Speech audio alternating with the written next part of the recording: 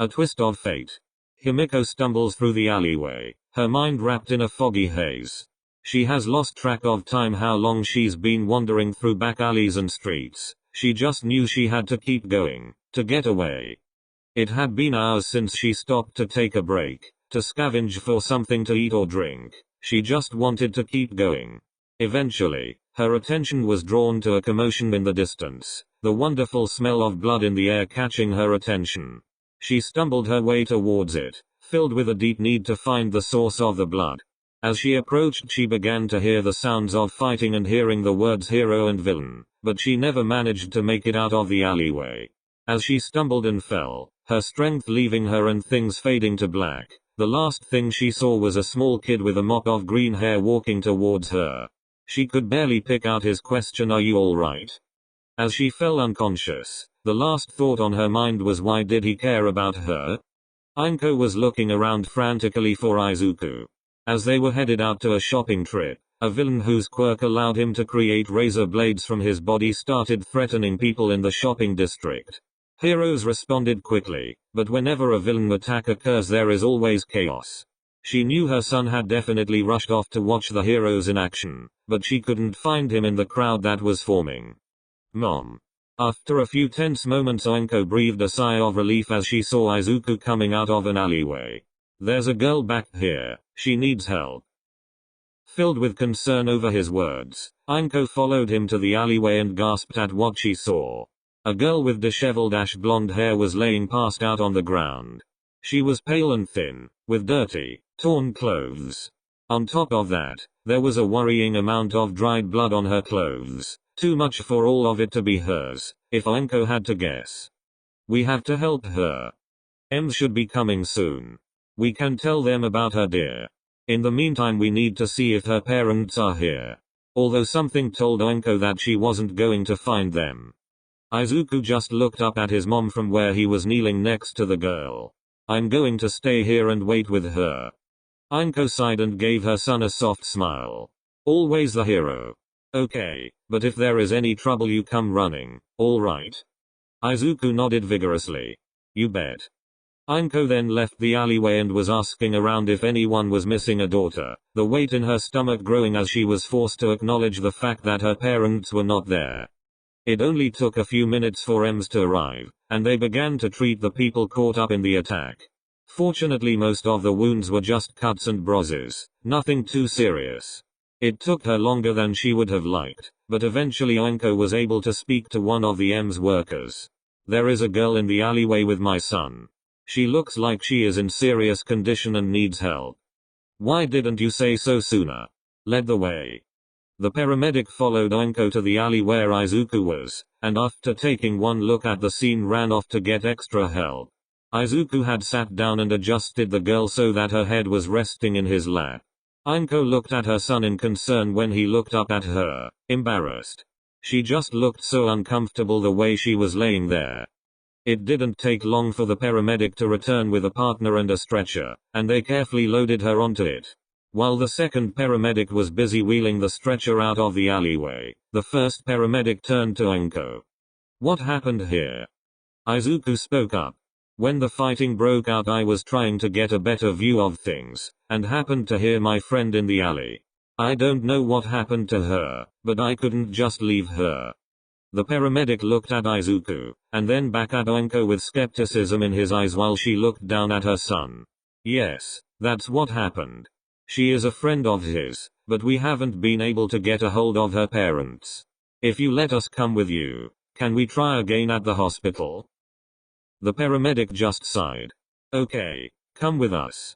Whatever happened to her is completely unrelated to this incident, and she is going to need medical attention." Izuku at least had the shame to look guilty when Ainko looked at him, as they followed the medics to their ambulance and got into the vehicle to travel to the hospital. Himiko woke up, and found her head felt less foggy than it has been in months. Unfortunately, when she looked around the room, she realized she was in a hospital bed. "Oh great, they found me. Mom, she's waking up." She heard a voice coming from the chair next to her as she started pushing herself up, and when she looked it wasn't her parents, or the police, in the room with her, but rather a green-haired boy and a homely-looking woman with matching green hair. Wait, what is going on? Himiko asked, confused by what was going on. I saw you collapse in an alleyway. The boy said. We thought you were a victim of the villain attack that we saw, but when the medics checked on you they said you actually had other problems? The woman put a hand on her excitable son. They said you were delirious from malnutrition, and had additional injuries that forced them to admit you. When we asked around there was nobody in the area who knew who you were, so they let us come along. Even if they didn't, I'm sure my son would have forced us to come to the hospital anyway. Himiko let out a long breath, her eyes avoiding the woman's. Even if you could find someone, they wouldn't care. The expression on the woman changed, and she looked like she wanted to say more, but they were interrupted by a doctor and nurse entering the room. The doctor looked at the two guests with a look of concern. Mrs. Midoriya, can you and your son step into the hallway for a moment while the nurse checks on our patient? A look of terror flashed across Himiko's face as the woman left the room. On impulse, or maybe because the boy reminded her of Sato, she reached out to the small boy. Don't leave me. Concern flashed across the boy's face as he locked eyes with her, seemingly looking for something before he gave her a determined nod. I promise, I'll be back. He then left the room as the nurse began to check her vitals. In the hallway the doctor ushered the two away from the room, and led them down the hallway. Mrs. Midoriya, it took some effort but we found out who this girl is. Her name is Himiko Toga. Unfortunately it seems like her situation is complicated. First off, when we tried to contact her family they claimed to have no such daughter and hung up on us. And on top of that, we have learned that there is an active manhunt out for her. Ainko gasped and gripped onto Izuku's shoulder. It was hard to reconcile the image of the girl with a wanted criminal. What could possibly have happened to cause that? Apparently she attacked another student and drank his blood. It caused quite the scene. The doctor said, a look of concern on his face. She has been on the run ever since, with police and heroes both looking for her. She is being abused at home. Izuku spoke up, causing both adults to look at him with surprise. Izu, why would you say that? He looked up at the doctor with a determined face. You missed it, but after you told us to follow you she had a look of absolute terror and she made me promise that I wouldn't leave her alone. I think there is more to the story. The doctor looked down at the boy. Well, what do you think we should do? I have to help people, but I can't just let this go. We will be contacting the authorities. Ainko kneeled down in front of her son. I know you are concerned, but the doctors have to do their job. We can't interfere with that. The doctor watched as the small boy stood there racking his brain for a solution, before inspiration seemed to hit and he pulled out his phone and began looking up something. You said heroes are looking for her, right? Instead of the police, could you contact a specific hero about her? If you think that would help, I could call in a hero before contacting the police, yes. The boy nodded enthusiastically before holding up his phone. Yeah. Can you guys contact Vlad King about her? The blood hero? Why him in particular? The doctor asked, his curiosity piqued. Before she passed out and in the ambulance, I heard her mumbling a lot, and one of the words I could clearly hear was that she was saying the word blood a lot. And then in the room I saw you guys are giving her additional blood through her IV. Plus you just told us that she was wanted due to something about her drinking blood. All of those signs indicate she has a blood-based quirk, which is rare, and why I can only think of one hero who may be able to relate to her. He bowed his head to the doctor. I am sorry I couldn't think of anyone else, but I think if you called him, he may be the best hero to handle the situation. It was now the doctor's turn to kneel down to reach eye level with Izuku. You are quite the observant one, aren't you? Just for that, I will try getting a hold of Vlad King, but I can't make any promises. Yes. The kid pumped his fist into the air. Thank you, mister. I am sure he will be able to sort this all out. He's a hero after all. Izuku then sheepishly turns towards his mom. I also promised her that I would come back and stay with her. Can I go back into the room now? Concern on her face, Anko looked at the doctor questioningly. Is it okay to be in the same room with her? She doesn't seem like someone who would attack us, but what you said. I think even if she is dangerous, she currently is in no state to harm anyone. Be careful, however. If she starts acting out, hit the button to call a nurse immediately. You heard that, Izu? Anko waited for Izuku to nod enthusiastically. Okay, you can go keep her company. I will be back in a few minutes. He dashed back off to the room. After the nurse checked on her and left, Himiko was left alone with her thoughts, staring at the door trying to fight the pit forming in her stomach. They are not coming back.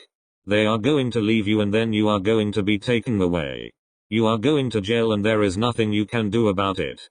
Suddenly her thoughts were interrupted by the door opening again, the boy coming back in. Hi again. Do you mind if I sit next to you? Himiko found a smile creeping onto her face. Yes, you can sit here. She watched as he carefully walked over and sat down in the chair next to her bed. You are nice. What is your name? Oh yeah, we never got a chance to introduce ourselves, did we?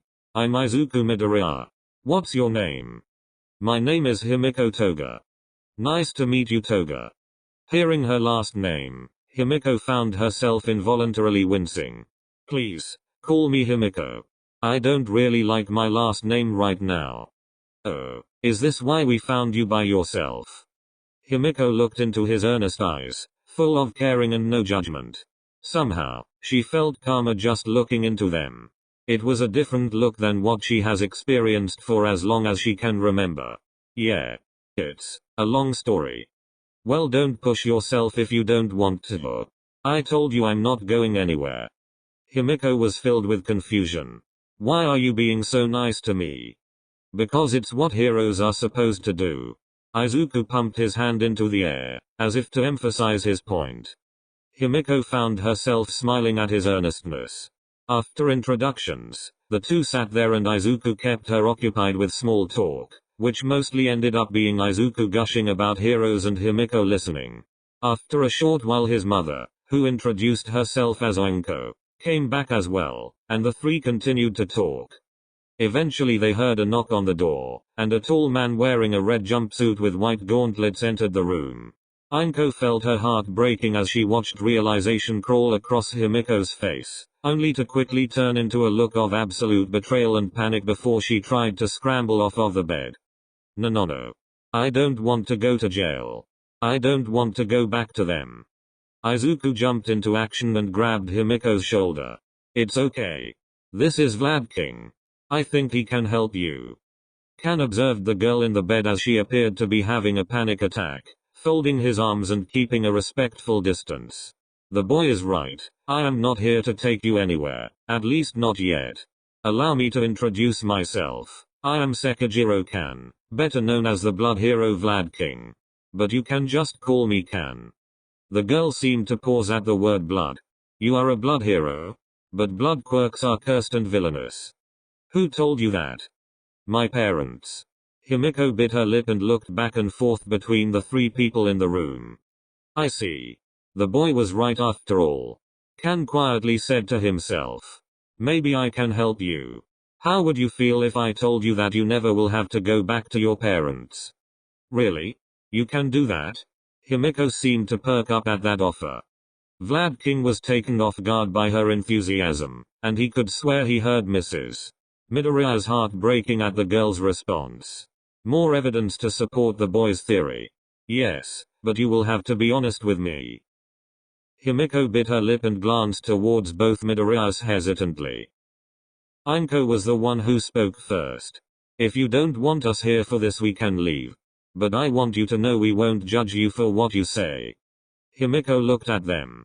If they are going to leave because you're a monster, better to do it quickly and get it over with. They are too nice to associate with the likes of me. You can stay. She swallowed and looked back at Kan. What do you need to know? I haven't had a lot of time, but before I came here I took a look at the police report to get an idea of what happened 2 weeks ago at your school.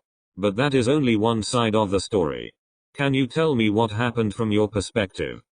Himiko's eyes darkened and she gulped. This is it. I'm going away forever. There was a boy, Sato, at my school. One day he got in a fight and was battered and bloody. I fell in love with him that day. I wanted to be close to him. I wanted to be him, to be popular, with a cool quirk and not my curse. A few weeks later, after classes I discovered a box cutter a teacher left out and I stabbed him. He bled such a beautiful color of blood, and I drank as much as I could. It felt amazing. But then some teachers caught me and I ran. Everything is a blur after that. The last thing I can remember is smelling blood in the air, hearing a commotion. I tried to find it but I was too weak. When I blacked out Midoriya over there sounded like he was trying to ask me a question. Kan had a serious look on his face. That does sound bad. But you only leave me with more questions. First, your quirk. What is it? I assume it is blood-based. It is. If I drink somebody's blood, I can become them. And why do you call this a curse? Because that's what mom and dad told me it was. I wasn't normal, I was cursed. They were supposed to have a normal girl with a nice normal quirk and instead they got me. Himiko was looking down, trying to curl in on herself, her voice small. Didn't you have a quirk counselor to help? Himiko shook her head. No, I had a counselor, but my parents had him teach me how to suppress my quirk, so that they could have a normal daughter. And were there other incidents when you drank blood? Yes. When I was younger I would drink the blood from birds and small animals. Every time I was caught my parents would ground me, and keep me locked in my room as punishment. Ainko and Izuku both looked horrified as she told her story, but she was afraid to look and so she missed their expressions. Kan continued. After you drank this blood, how did you feel? I always felt good. My head would feel clearer, and I felt stronger for a time. But the headaches and fog would always come back. Kan grunted. And how do you feel right now? My head still is a little foggy, but I am feeling better than I have been in a long time. Kan rubbed his chin as he thought. Well, I have a theory. He pushed the call button and asked the nurse to bring an extra blood bag to the room. When the nurse brought the bag for Kan, he wrapped it in a towel. Keeping his movement slow and obvious, he approached Himiko, before kneeling down beside her. Now I need you to promise me something, okay? I want you to drink this, but I need you to do two things for me. First, drink it slowly. And second, don't activate your quirk while drinking it. Himiko stared at the bag with wide eyes, and she could feel her urges rising within her. It took all of her effort to tear her eyes away from the bag and look at Kan. It's okay if I drink this? The word sounded almost foreign to her. I won't change, I promise. He then handed her the bag and she bit into it, her fangs easily piercing the bag and allowing the blood to flow into her mouth. She quickly sucked the bag dry, and was so happy that she even began to lick the towel, trying to gather any drops that spilled. It wasn't until she was done that she realized that the four people now in the room, the doctor had returned, had been watching her. She couldn't help but feel shame, and began curling in on herself. I'm sorry. She saw Kan slowly lift his hand and rested on her shoulder. There is no shame in having to eat. How are you feeling now? Better. My head is clearer, like after I drank Sato's blood. And I'm not tired. Kan turned towards the doctor. It appears to be as I thought. Her parents were starving her. Himiko snapped her neck up and looked at Kan. Starving me? The doctor was the next person to speak. Some specialized quirks come with additional dietary requirements. Your quirk, which is based on ingesting blood and has given you elongated canines in your mouth, has also given you one of these dietary requirements. You are required to ingest blood regularly due to your quirk. Kan continued. Given your parents' horrific treatment of you, I am honestly surprised you are as well off as you are. You must be a strong girl. Himiko looked down on the bed, tears threatening to come out. No, my parents were right, it is a curse. Not necessarily. The doctor proceeded to talk again. Your extreme urges are typical in any person who is living a life of borderline starvation. If you were in a desert for too long and dehydrated, the promise of water would be just as overwhelming. For example, this is no different. If you were regularly getting a small amount of blood in your diet, you wouldn't have had the reaction you did. Although, due to the extreme conditions you have been forced to endure, you may react this way out of habit. However, with a proper quirk counselor you could easily be the one in charge of your quirk, rather than your quirk causing you to do things you do not want to do. Himiko looked at the doctor, with disbelief in her eyes. But what about everything I've done? Aren't you going to throw me in jail? Or send me back to my parents? Kan lowered himself so he was at eye level with Himiko. Ms. Toga, I can't promise you the next few weeks will be easy. But if you are willing to be strong and to trust me, I can ensure that not only will you stay out of jail, but you will never have to see your parents again. Himiko pushed herself forward and wrapped Kan into a hug, much to the doctor's protest. Yes. I don't care how hard it will be, I will do it. She felt Kan hug back. I am sorry you had to endure so much, but if you can hold on for a little longer we will make sure you are taken care of. He then released her and gently laid her back into the bed. First I will be using my authority as a hero to put you under the hospital's care. You will not be allowed to leave until I release you, but that also means when your parents find out you are here, they cannot see you nor can they take you away from here. What about other people? Himiko asked, glancing towards the two other occupants of the room. Normally the only visitors you would be allowed are the hero in question, the police, and a short list of people to help with the case. The doctor spoke up. However, with Vlad King's approval, we can allow additional visitors. It will be up to Mrs. Midoriya if they will continue to visit you, but I can allow it. Kan said, looking at the two before he pulled away and stood up. I know it may be scary, but you will have to speak to a lawyer and the police. You will have to tell them the same things you told me, and they will have even more questions for you. But as long as you tell us the truth, we will be able to help you. Himiko began nodding enthusiastically. I can do that. Vlad turned to the others in the room. Doctor, can you come with me? I have to start making phone calls, and I believe you have paperwork I need to fill out. Ainko stood up from her chair as well, breaking her own silence. Mr. Kan? Can I speak to you as well? Yes, Mrs. Midoriya. Would you like your son to accompany us? No, I think it is better for both of them if he stays here for now. Kan looked between Himiko and Izuku and nodded. So be it, let's go, I have a lot of work to do. Everyone left the room, leaving Himiko alone with Izuku again. Himiko didn't have the courage to face Izuku and tried looking everywhere else, until she felt his small hand grab onto his arm. Are you okay? Himiko looked at him with a confused look on her face. Why are you still here? Didn't you hear what I did? Yeah. But it's not your fault. I'm sure other people will see that too. Are you sure about that? You probably have an amazing quirk, and never had to deal with people judging you on it. Actually, I'm quirkless. Himiko whipped her head around to stare at Izuku, who winced from the sudden movement. So I know what it's like to be looked down upon. I'm just a useless deku. Himiko frowned at that. You saved me though, that counts for something. Izuku brightened a bit at that. Yeah, maybe. He looked at the door. I am glad the doctor was able to reach Vlad King. I knew he was the right one to help. You know about him? Izuku's eyes brightened up. It's kind of a hobby of mine, to research heroes. Since I want to be one, it helps if I know as much as I can about them. That is really cool. Can you tell me more about Vlad King? Izuku's face lit up and he began to tell Himiko what he knew about the blood hero, occasionally having to pause to look something up on his phone and show her. A few minutes later Ainko returned and just quietly sat back down, letting her son continue to talk. The three of them stayed that way for a few hours, with Izuku happily chatting away, Himiko listening, and Ainko just quietly watching the pair, with only the occasional interruption from a nurse. As Ainko sat there, she couldn't help but notice how happy Izuku was.